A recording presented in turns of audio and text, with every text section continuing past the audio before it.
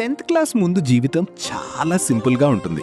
స్కూల్కి వెళ్ళడం, ఫ్రెండ్స్తో ఆడుకోవడం, టీచర్స్కి భయపడడం, ఎగ్జామ్స్ అయిపోతే చాలు అని ఎదురు చూడడం, ఇవే ప్రపంచంగా అనిపిస్తాయి.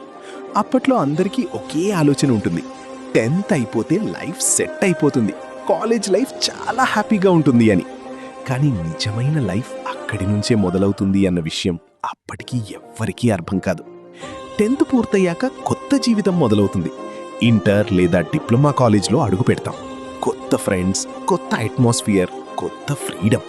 యూనిఫామ్ లేదు, స్కూల్ రూల్స్ తక్కువ. మొదట్లో చాలా ఎక్సైటింగ్గా అనిపిస్తుంది.